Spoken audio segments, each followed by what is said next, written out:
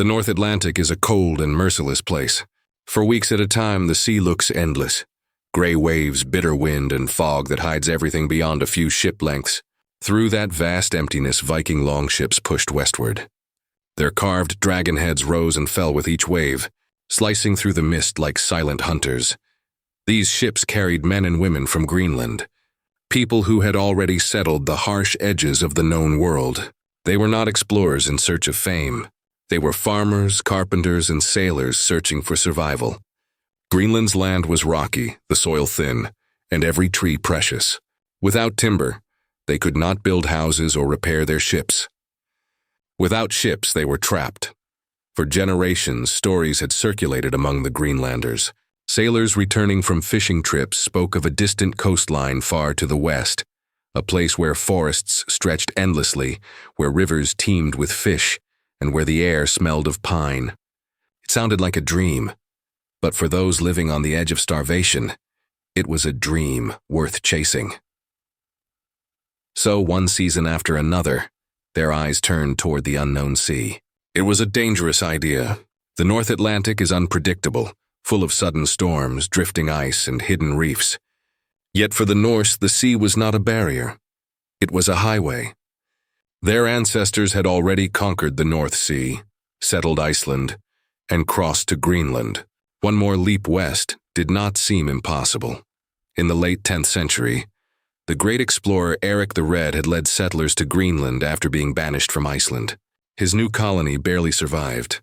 Winters were long, food was scarce, and the farms depended on imported wood and iron from Europe. When his children, Leif, Thorvald, and Freydis, grew up, they inherited both his courage and his desperation. Leif, the eldest, listened closely to sailors' stories. Some claimed that a merchant blown off course had seen land far to the west. Others spoke of drifting logs and foreign seeds washing up on Greenland's shores, carried by ocean currents. These were signs, proof that another coast existed somewhere beyond the horizon. Life in Greenland was hard. The settlement, only a few hundred people strong, lived constantly at risk. One bad harvest or an especially cold year could bring hunger and death.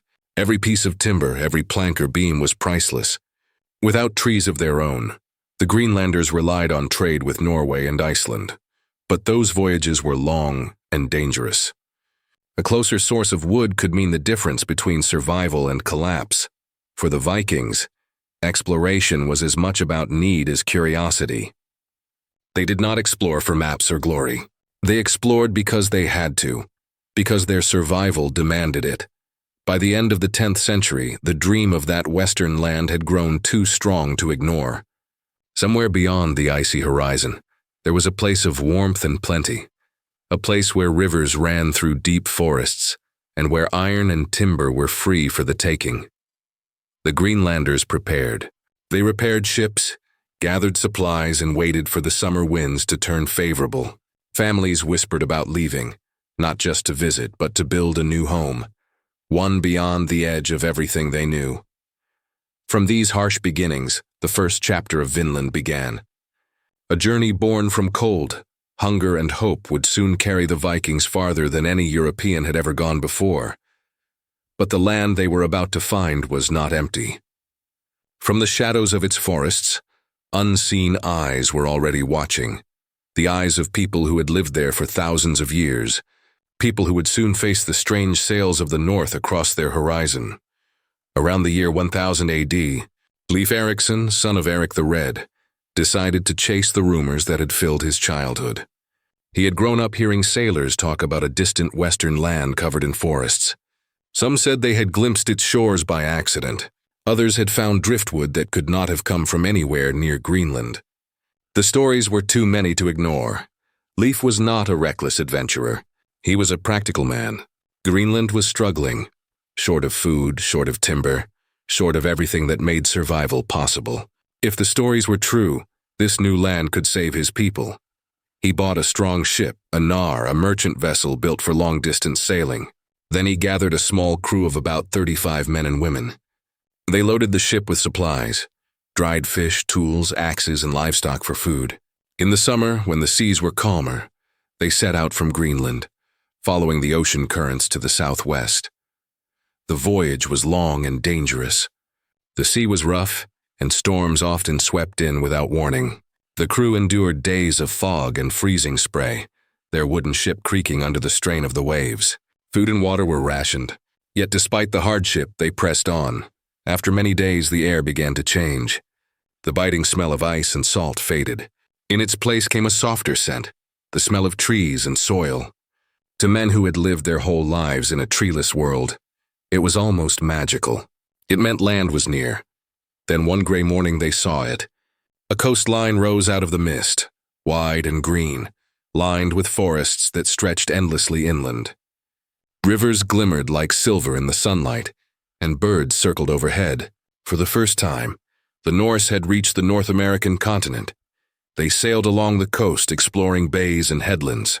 The land seemed untouched and rich beyond imagination. There was grass for livestock, timber for building, and streams full of salmon. They built small sod-walled shelters, simple houses half buried in the earth to keep out the cold. This camp would later be known as Leifsbudir, Life's houses. The Norse called the region Vinland, the land of wine. The sagas say wild grapes grew there, though modern historians believe the name may have come from the abundance of berries or fertile soil. Whatever its true meaning, to the Vikings it represented abundance, a world of possibility. They stayed through the winter. The land was mild compared to Greenland, and game was plentiful.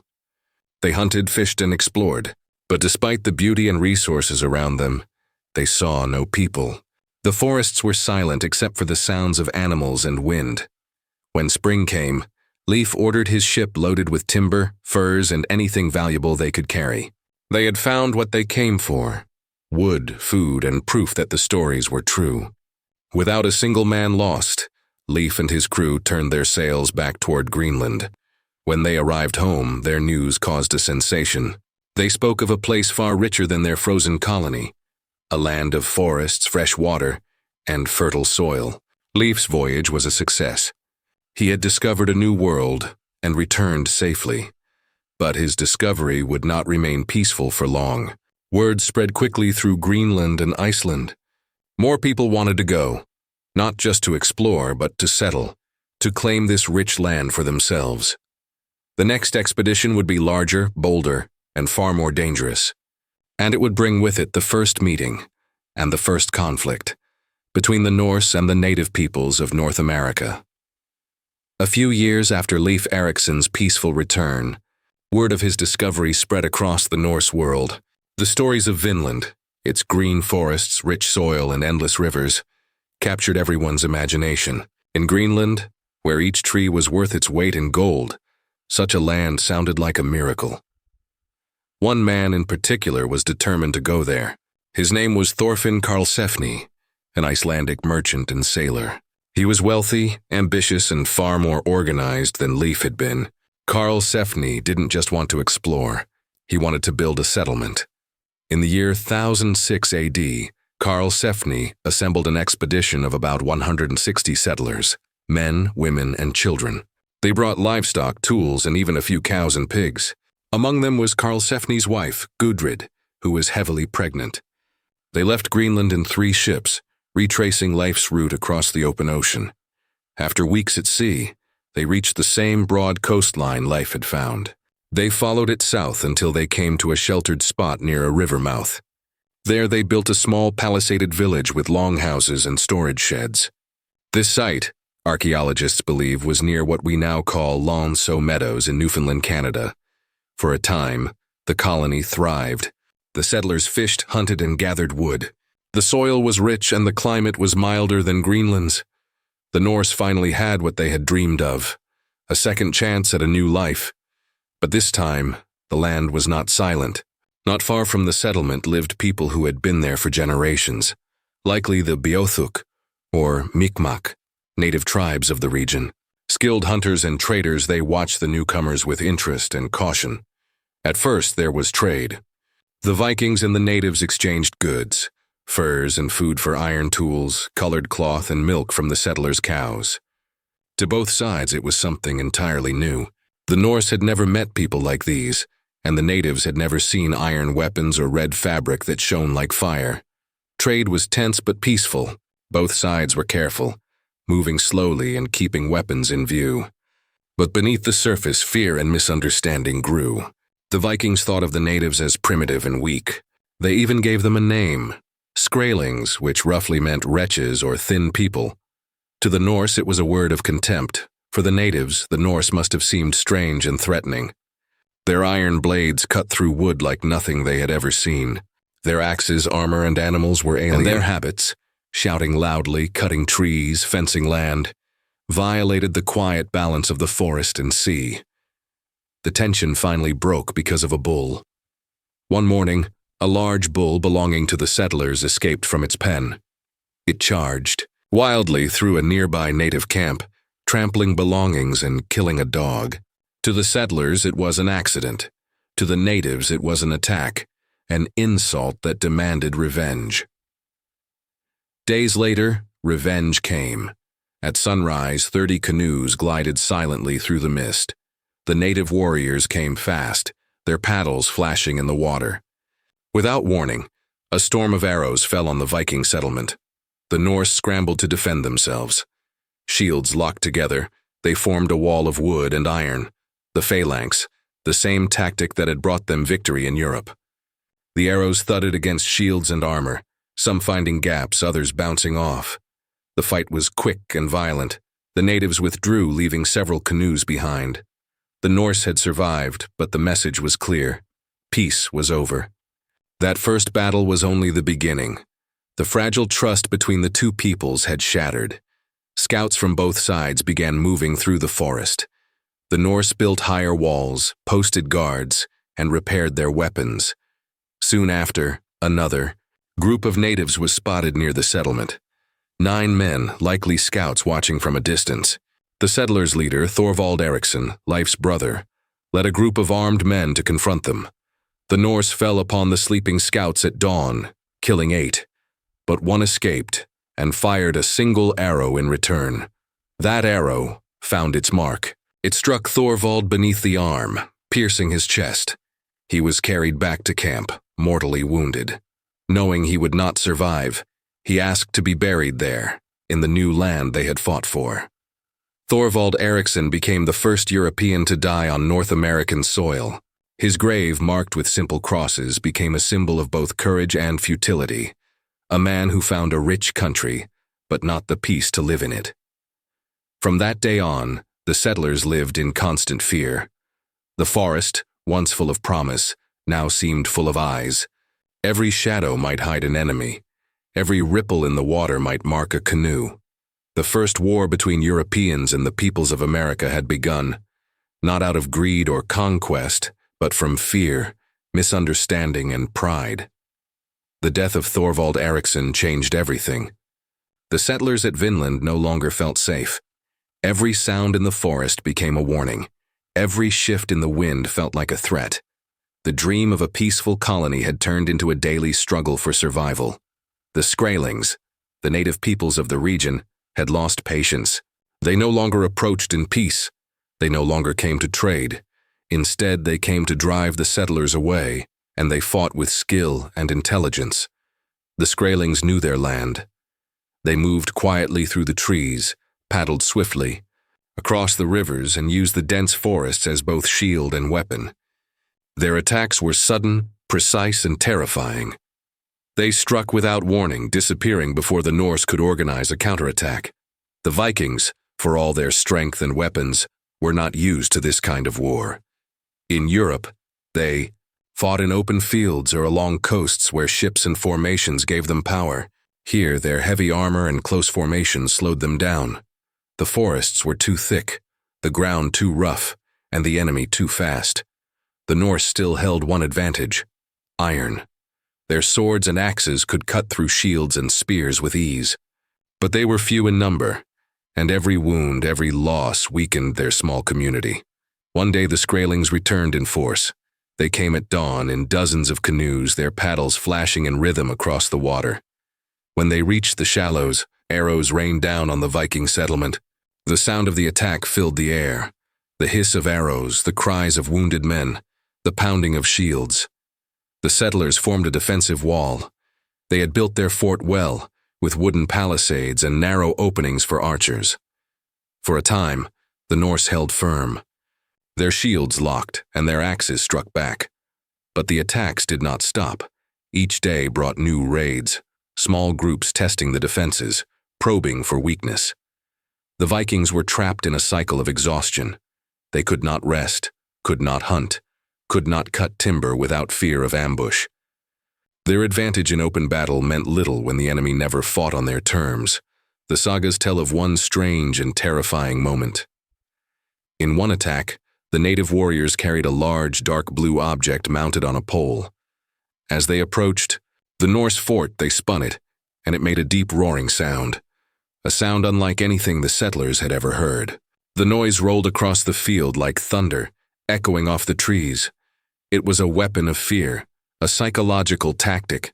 Some believe it was a stretched animal bladder filled with stones or air, made to rattle and boom. Whatever it was, it worked. The Vikings hesitated. Many believed it was magic, a curse or a sign of angry gods. Their courage faltered. And then, in that moment of fear, a single figure stepped forward, Fritis, daughter of Eric the Red. She was heavily pregnant, yet she refused to hide. She picked up a fallen sword, raised it high and struck the flat of the blade against her chest. Then she screamed, a loud, fierce, defiant cry that echoed over the battlefield. The sight of a pregnant woman, wild-eyed and fearless, stunned everyone. The Norse, ashamed of their hesitation, roared back to life. They surged forward, swinging their axes and pushing the Skraelings back. The attackers, shocked by the outburst, retreated into the forest.